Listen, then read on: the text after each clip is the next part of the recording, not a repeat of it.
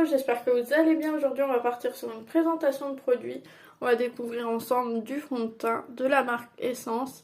Cette fois, c'est le Soft Touch Mousse. Alors moi, j'ai pris la teinte la plus claire, la teinte numéro 1, marque Cendre. Mais vous avez beaucoup de teintes différentes. Je vais commencer par attacher mes cheveux. J'ai mon visage, vous voyez que j'ai vraiment besoin de maquillage. J'ai vraiment l'air super fatiguée aujourd'hui. Donc c'est un pot en verre. Voilà, qui se présente de cette manière. Là, vous avez la marque, la gamme, le numéro de la teinte. Et quand vous ouvrez, vous n'avez pas d'opercule. Après, c'est assez mitigé. Vous savez que moi, je préfère quand il y a des opercules, déjà pour le côté hygiénique, mais aussi pour le côté pratique, que ça ne coule pas dans le couvercle. Là, vous voyez, c'est assez épais, donc ça risque pas de couler. Au niveau de l'odeur, il y a une odeur, mais elle n'est pas dérangeante, mais on sent que ça sent bien le maquillage.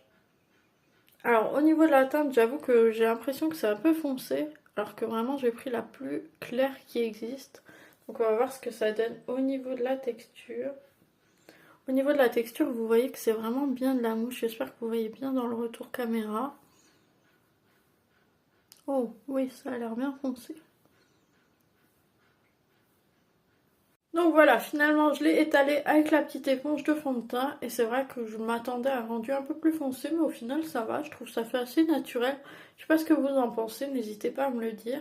Je vais finir de me maquiller. Voilà, j'ai terminé mon maquillage. Alors vous voyez que déjà au niveau de la teinte, je suis agréablement surprise parce qu'en fait ça fait pas trop foncé, ça fait pas trop voyant, ça fait pas orange qui saute à l'œil, ça fait vraiment naturel, un effet bonne mine. Au niveau de la texture, c'était la première fois que je testais un fond de teint en mousse. Clairement, c'est pas la texture que je préfère. C'est vraiment le fond de teint fluide qui se travaille le mieux. Là, ça va, j'ai réussi à le travailler à l'éponge, c'est pas si mal. Au niveau de la couvrance, bah là aussi rien à redire parce que moi j'ai toujours des rougeurs autour du nez et là ça a plutôt bien couvert. Au niveau de la tenue, j'attends de voir dans la journée s'il tient et je vous le mettrai dans l'article. Au niveau des teintes, il y a un large panel de choix. Moi j'ai vraiment pris la teinte numéro 1 la plus claire. Vous voyez que ça rend vraiment très bien, c'est pas non plus un effet porcelaine. Donc voilà, moi j'ai terminé cette petite présentation. N'hésitez pas à me dire ce que vous pensez de ce fond de teint. Alors moi je l'ai pris en Allemagne aux alentours de 5 €, mais il est disponible sur de nombreux sites comme d'habitude.